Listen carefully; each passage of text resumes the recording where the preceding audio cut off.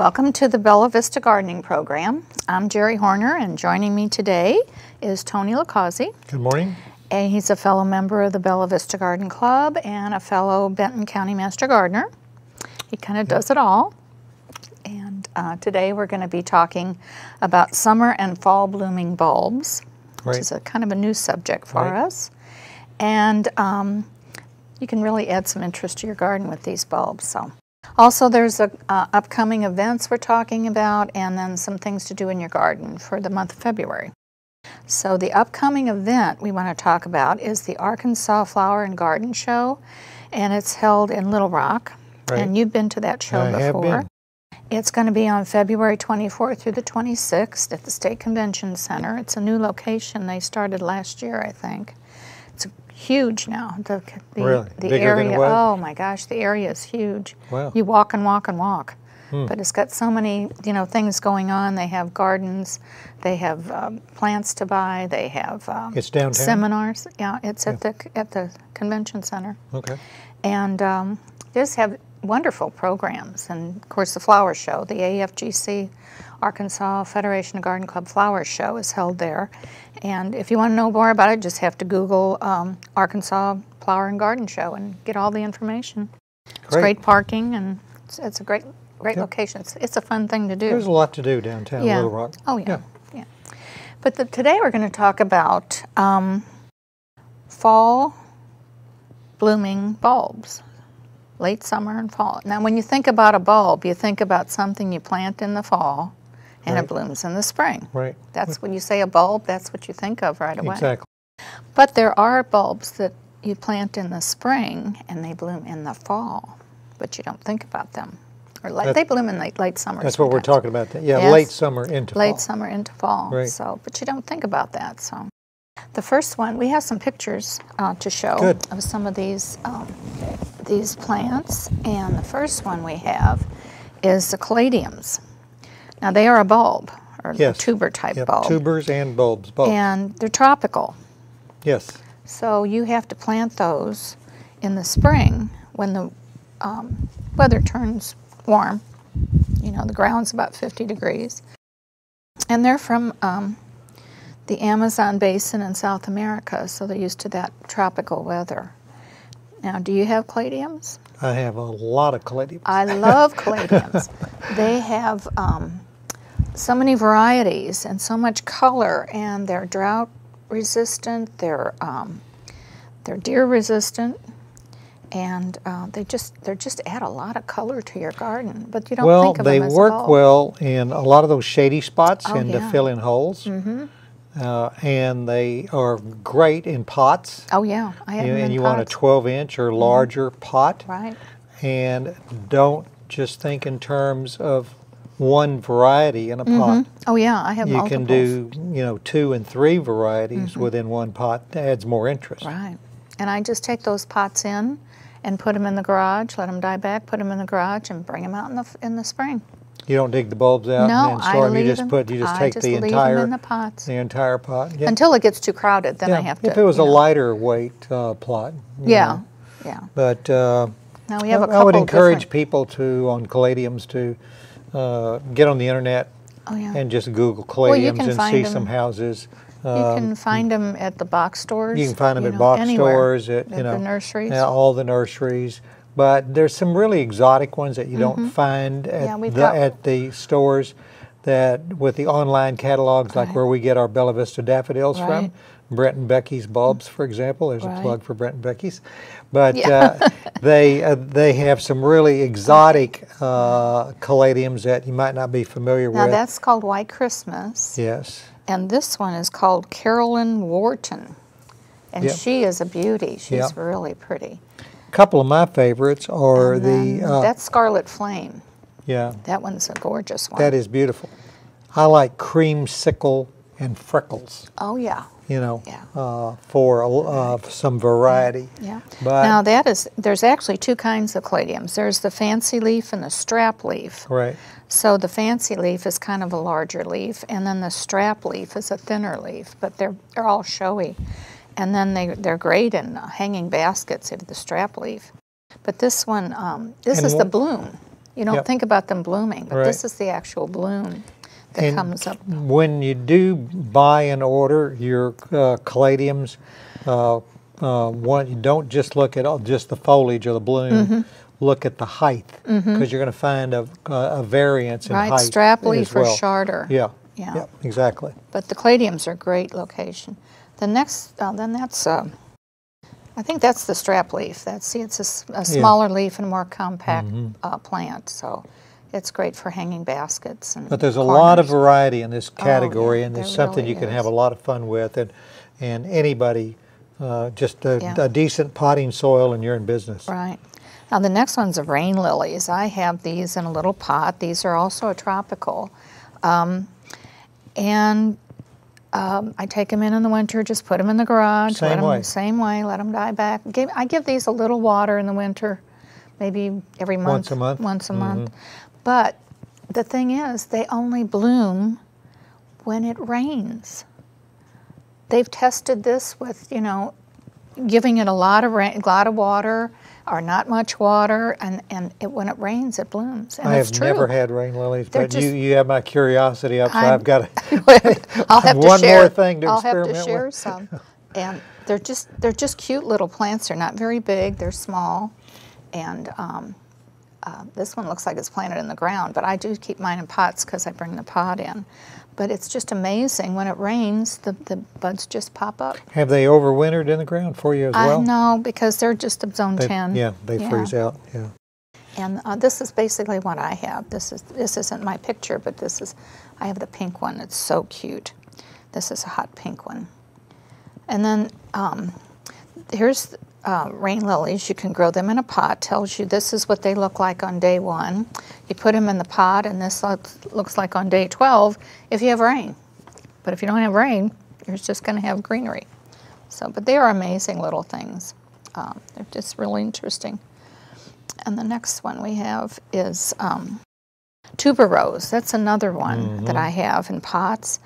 And it's very tall, and the blooms are very tall. They bloom later in the summer, and they're so fragrant.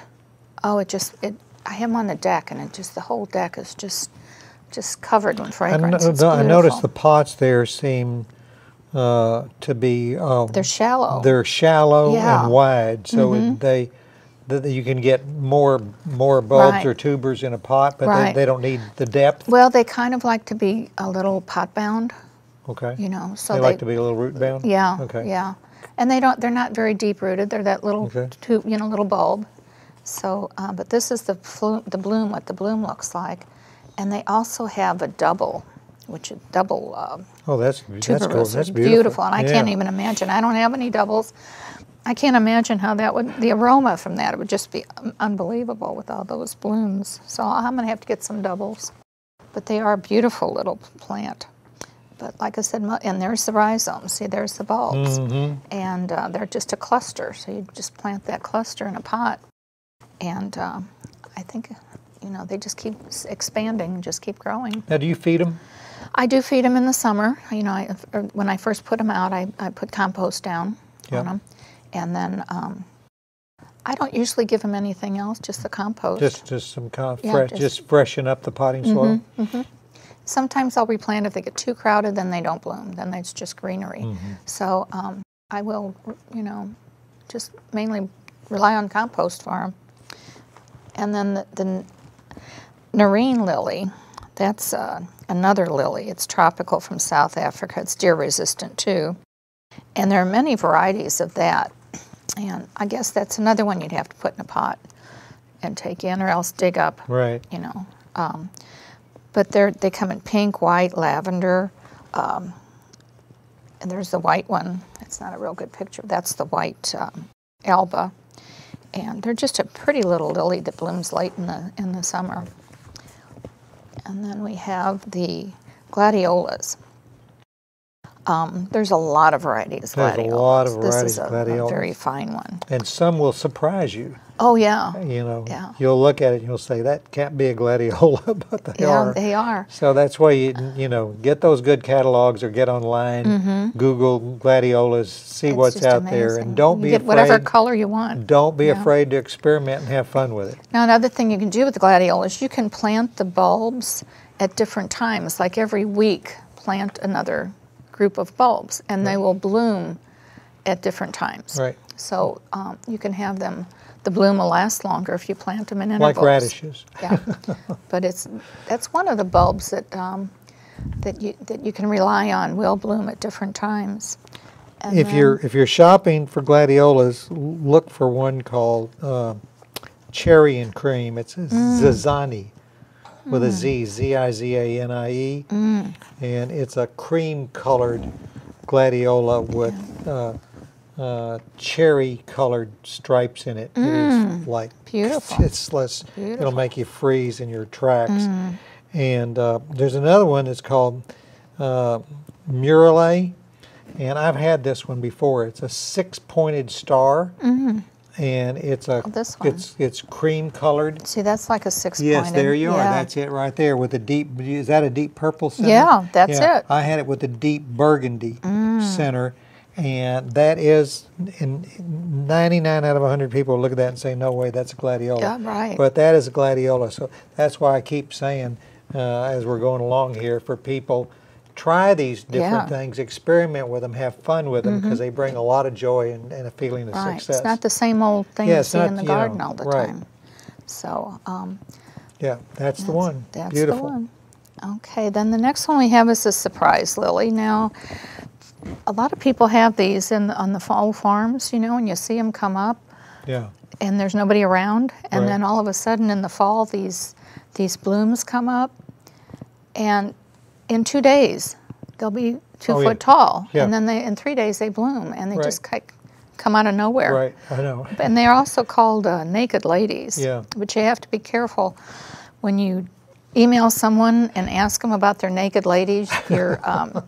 Your server may block that as a bad thing. So. Well, you get that nice flush of green foliage in the spring and early summer, and then it just disappears. Yeah, and you have a tendency to completely you forget that they're there. Right. And all of a sudden you walk into your garden one day, if you're missing for 3, and you walk out there and there's all these blooms, and you're going, where did these come from? They are surprised. Yeah, they are. A lot of fun. And the moths really like this bloom, because they bloom a little, you know, they stay open late. Yeah. So Well, you're like up late at night like yeah, that. I'm up there pretty with the much moths. You're out with the moths. I with go the to bed a little moths. earlier. And that's the, and they're fragrant. They are fragrant too. Yeah. And it's a But really that's the pretty close-up. flower. They're pretty. And they're pretty big. I mean, they're showy. And then the next one's a calla lily. And I really like calla lilies. I have them in the ground, and they do come back every year. Yep. But there's so many different varieties and colors, and the flowers last a long time. Yep. If Yeah, you they cut do. them and bring them in, you know, they'll last in a vase for a week or two. Yeah. Well, I have now I have calla lilies in pots, and I do what you do. I just let it die down, cut off the dead, set it aside, and set it back out in the And it spring. depends on the variety, you know, how cold tolerant they are. But Yeah. all of mine are in the ground. I don't have any calla lilies in pots. They're all in the ground. And sometimes the leaves are green, and you can see on this one, sometimes the leaves have little speckles. So there's just so many different varieties. There's a white with the green leaf, and that's a beautiful little, it's almost a miniature, I guess. And then this is the amethyst. And like I said, the colors are amazing. And then this one is called tesselar. And it's a deep, deep purple. It's almost black. Yeah, It's I haven't deep seen purple. that one. It's very pretty. So those are fun. Then the next one's a canna. You know, that's an old plant that you don't think about as blooming late, but it does. And most people grow them they just grow them for the foliage. You know, the blooms. Especially the Stuttgart variety. Yeah. It's a variegated. Doesn't get too tall, And heavy it's variegated. stripes And you get it with various colored blooms, like light coral colored blooms and that sort of thing. But usually you see the red. Stuttgart gives you great foliage. Oh Beautiful. yeah. There's the real purple foliage on that. Yep, deep purple is one with a deep purple. So this can be a background in your garden. It could really be a standout. And then this is the Tropicana, and the colors on there are just gorgeous. So there's a lot of color you can bring in your garden with these. And then the spider lily. This is also kind of related to the surprise lily, but they come up a little later. They come up, pretty much in the fall. And again, you forget about them. Right now, mine are, have the leaves out. The leaves are coming out already, and they're. And then you see all these leaves, and you wonder where's the flower, and then the leaves disappear, and then all of a sudden the flower comes up. But these are beautiful little spider lilies. Yeah, I have them in a rose garden, and about the time the roses are starting to get tired from blooming all spring and all summer long, and they're just, you're not getting that many blooms anymore because it's getting close to the end of summer, early fall, all of a sudden, bing, there they are. And they last a little while. They last a long time. They last a long time in the garden. I haven't tried cutting them to see, if they last, if they're cut, but they do last a while. But they winter over beautifully. Yeah, they do. They really do. And then the next one we have is the toad lilies. Now I have several toad lilies. These bloom like in October. And the greenery comes up in the summer, so it's just like a tall spikes of green, and then they bloom at each leaf level. So they'll bloom all the way up the stalk, and there's quite a few varieties. They can grow from 12 to 36 inches depending on the variety. And they're native. Some are native. Some are native. Yeah, some are native. And some have variegated leaves, and just a lot of varieties. I had about 3 varieties at one time. So those toad lilies are really fun in the fall, because sometimes in the fall there's just not much blooming. You're right. And you just enjoy those fall blooms. And of course, this is one of your favorites, the dahlia. Oh, yeah. Okay, so we could probably do a whole program on dahlias as far as Tony is concerned. But they need to be lifted. They're tropical too. Yeah. So well, I love color, and I like big flowers. And you get one dahlia tuber, and it just you got a nice big gorgeous plant with dark green waxy leaves, and they just, bless their hearts, they just bloom and bloom. And all you got to do is keep them dead-headed, and they're so rewarding. And there's not a lot of color in the garden in the month of September. No. And these things will be covered in blooms. And there's some that are like an inch long, an inch big. There's your photo, from 1 inch in circumference to 6 and even 8. Well, some are like the size of a dinner plate. Exactly, up to 8 inches. They're just huge. And the variety of colors and shapes is just amazing. Yeah, that's a good photo you have there, showing people so you can have this in your garden very, very easily. I have wintered them over before, but if we have one of those really, extended hard freezes, you can lose them. They're really easy to dig up and store. So you store yours in cardboard boxes? Cardboard box, newspaper, and peat moss. So you just put a layer of paper? Newspaper, some peat moss, put the tuber in, cover it in peat moss, do a layer of paper, some more peat moss, the tuber. And then they keep spreading too, right? I mean, when you plant one tuber, that tuber will get bigger and bigger, and the plants will get bigger and bigger. You're going to have to stake them, because they can get big and heavy. There's all different varieties. There's some that never get over 2 feet tall, and there's some that'll get 6 feet tall. Right. And so those taller varieties, you're going to be doing a lot of staking, a lot of tying, but it's going to be covered in big, gorgeous, as you can see, big, gorgeous flowers. Beautiful. When everything else in your garden that's been blooming through, April, May, June, July, and August, they're dead. When they're all tired, these guys are performing all the way up to the first freeze. So they're just wonderful. Something to. And then when you store them in the peat moss, that's probably the only reason you'd ever buy peat moss, right? That is the only time. That's the only good use for peat moss. People don't understand. Peat moss is a dead material. That's right. No living organism in peat moss. You don't want to put that in your garden. No, you don't want to put it in the garden. So but the problem with peat moss, I'm going off track here, but I bought a plant at a box store, and it was planted in, I think it was 90% peat moss. And I couldn't keep the thing wet, it would dry out so fast. And if you come across that and you buy these plants that's just planted in peat moss, just take it off, just get the peat moss out of there and plant it in good soil. Keep in mind, growers and retailers both water their plants every single day, sometimes twice a day. And the average homeowner is not going to put that much labor into watering. And they buy the cheapest you know, filament they can buy is the peat moss. So there are some really good potting mediums out there that will hold moisture for a week in a pot. Yeah. So that's our little that's our little thing on peat moss. Now the other thing we have is it's called the autumn daffodil. Of course, you know, everybody has daffodils that bloom in the spring, but this is called the autumn daffodil. It's not really a daffodil. It's a yellow crocus, and it's just a darling little flower. And it'll bloom, you know, late in the fall and stay up for quite a while. What's the earliest you've ever had crocus bloom? The earliest, I guess, late February sometimes if we have a real mild winter. Because they're up now. The leaves are up, you know. So it won't be long and they'll be blooming if we keep the weather. Right. We're supposed to have an early spring, I think. Yeah, what I like about crocus is you can put it in the worst areas. It can be terrible just total soil. Rock. And it can be untouched, whatever. You just get them in the ground, and they're the first little guys that come and say, "Hey, everybody, spring's around the corner. You know, get ready because in 2 weeks it's going to be spring."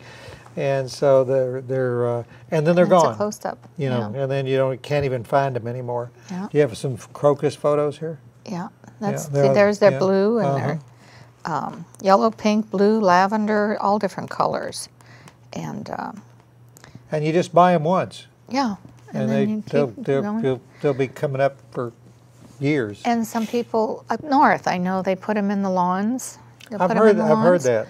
And I think Mayor Christie said his lawns in Canada would just be covered with crocus, you know, and then by the time they would cut their grass, the crocus leaves are gone, and they just enjoy these crocus in the lawns until they cut the first cutting. That would be fun. It was just to see a crocus out there, would be really pretty. So, but you have to experiment, and there's just a lot of colors in the crocus. See, there's the autumn crocus. Oh, that's pretty. Yeah, they're in a lawn setting. Yeah. So that's what you'd be looking at instead of just dead grass. Yeah, but you can't do it here. Well, it's a little hard. Yeah, but if you cut those leaves off, you're just cutting off the bloom for next year. It's just like any bulb. If you don't leave that greenery on there, 6 weeks, at least 6 weeks, or let it dry back itself, like the surprise lilies just die back themselves, disappear. Yeah, they don't need any help. And if you cut that greenery off before the 6 weeks, then it won't bloom next year. That's what feeds the bulbs. So, one thing that we didn't mention in there, and that's that period. You know, we have things that are blooming all the way into the first heavy frost. And we have things that start blooming in February, like the crocus. And one thing I want to mention here is there's a plant you don't see a lot of called arum. Oh, yeah. And arum isn't going to give you a bloom, but it's going to give you a Well, it does bloom like that little tiny little white flower. Like a white peace lily bloom, But mostly what you're going to see is real low-growing, you know, 8, 10, 12 inches high, really pretty foliage with nice white cream-colored vining in it and so forth. And it's going to grow in the worst conditions, and no matter how cold, how much snow, how much ice, whatever, you're going to have fresh, pretty foliage in the dead it's of winter. Great to put in your... And I don't know of any other plant up here that does that for you. So when you're searching on catalogs and on the internet, look for arums as Italian well. arum. There's about, you know, there's a dozen different varieties out there, and they all do well here. Yeah, some are solid green leaf too. Yeah, some are solid. And they do last a long time. They're great to put with your hostas, because when your hostas are gone, then you have your arum. And you won't see them all year long. They're only going to come up when everything else is gone, and all of a sudden, boom, there they are. Yep. And so rather than all your perennial and annual beds and all that sort of thing, instead of them being barren, at least there's some interest out there. Yeah. So anyway, winter is the time you just grab some hot chocolate and get those garden books out. And be careful when you order that you know where you're going to plant some of this stuff. So sometimes you order more than... You better know where you're going to put it. And of course the Master Gardener website has a lot of information, and our Garden Club website too has a lot of information. So, and the Bella Vista Garden Club meeting Next meeting will be on the 27th of February, and which is the 4th Wednesday of the month. And we meet at 10:30 for social and 11 o'clock for lunch provided by the members at the Bella Vista Community Church on Lancashire.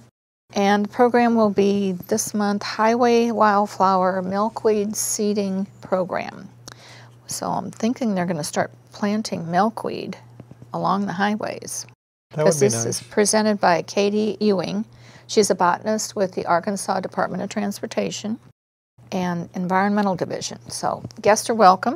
You can come and see what she has to say about the milkweed. Hopefully they won't mow them all down before Well, you know, years ago I know the story. Garden Club planted $500 worth of wildflowers, and they cut them at the wrong time, which they promised they wouldn't do, and they are all gone.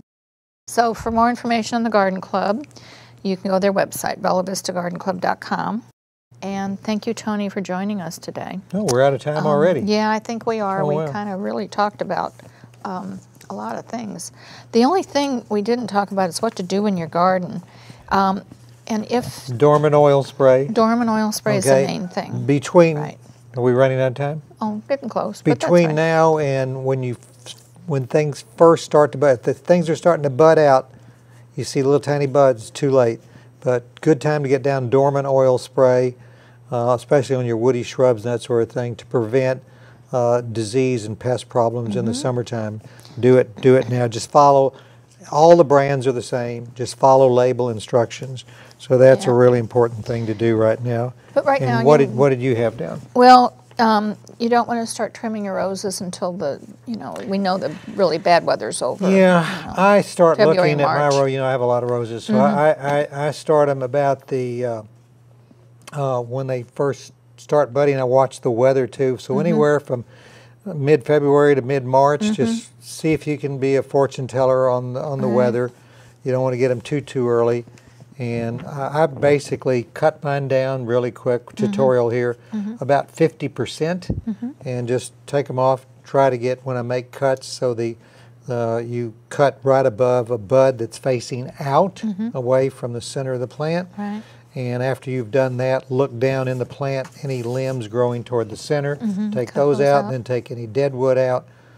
Make sure you're cleaned all the debris and everything out from under them, and let that bud union be exposed, and give them a really good early fertilization. You know, a little and, compost around you'll be good to go. Yes, compost. Yeah. They'd love it. And then February's time, you want to cut your ornamental grasses and your liriope. Yeah. Get those cut back before they start coming up. Yeah. So that's I the always main like thing. I always like leaving the grasses during the winter, That's pretty. and cutting them about mid-March. When the snow sits Yeah. on the grasses, it's pretty. Right. So if you have any other questions about what to do in February, on our homepage, the bellavistagardenclub.com, there's always a list of what to do for that month. We put that on our homepage so And you if- can see. If anybody needs to a do. tutorial on Yeah. how to do crepe myrtles, they can Yeah. email me. Yeah, My- I think there's something on our website too about crepe Yep. myrtles. It might be a link to the U of A link there. So anyway, well, thank you, Tony, for coming. Sure. I really appreciate all your Yeah. information Well, you it's love to fun. share. Well, you had all these wonderful photos, Yeah. and the main thing is people need to come away from this with is don't be afraid to experiment. Right. You know, go to the stores, look at what they're offering, get on the internet, order catalogs, and have fun with these things, because as you can see, so many of these tubers and these bulbs they just keep rewarding you year after year after year after year, and that's what makes your garden interesting and Right. And if you put fun. something new in your garden, it freshens it up, even Right. for you, you know. So it's gardens change every year. Yeah, don't They're be just afraid of it. changing. Have fun with it. Yeah, That's the main that's thing. right. Okay. And I hope you've enjoyed the program and will join us again next month. And until then, don't forget to stop and smell the roses. There we go. Got to do that.